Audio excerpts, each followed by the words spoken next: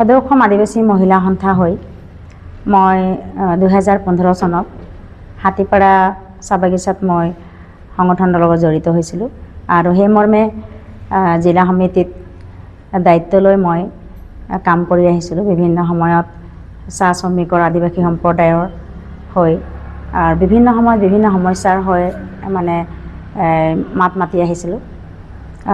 বিশেষকৈ মহিলাসকলক লৈ আমি কেনেকৈ সজাগ কৰি আহিছিলোঁ।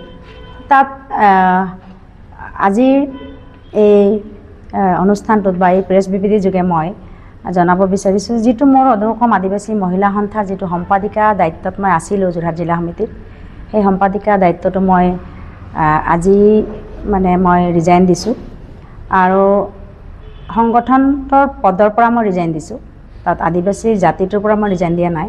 সংগঠনৰ যিটো মোৰ পদ, সেই পদটো মই আজিৰ পৰা এৰিছোঁ আৰু এইটো মই লিখিত কেন্দ্ৰীয় সমিতিক এখন ৰিজাইন লেটাৰ দিয়া হৈছিল।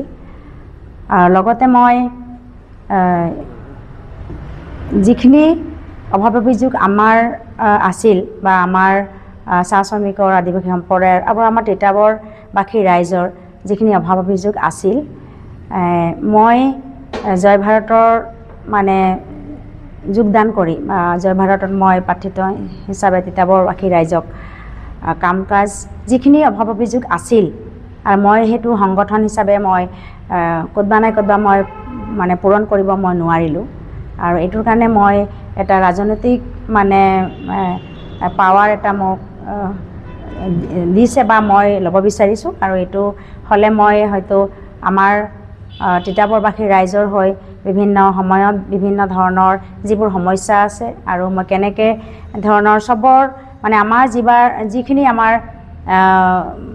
নেতাবৃন্দ আছে বা আমাৰ যিসকল আমাতকৈ ছিনিয়ৰ ব্যক্তিসকল আছে, বিভিন্ন সম্প্ৰদায়ৰ হ'ব পাৰে, সকলোৰ লগতে মই বিভিন্ন সময়ত পৰামৰ্শ তেওঁলোকৰ ল'ম আৰু তেওঁলোকৰ পৰামৰ্শ মতে মই আমাৰ এই তিতাবৰবাসী ৰাইজৰ হৈ কাম কৰি যাম বুলি মই সেইটো এটা আশাবাদী আৰু নিশ্চয় মই খুব নিষ্ঠাবান সততাৰে মই পালন কৰি যাম। আৰু যিটো জয় ভাৰত পাৰ্টীৰ যিটো সাংবিধানিক যিটো নিয়ম নীতি আছে, মই সেই নিয়ম সৎ চিন্তাৰে সৎ বিচাৰে মই পাৰ কৰি যাম। আৰু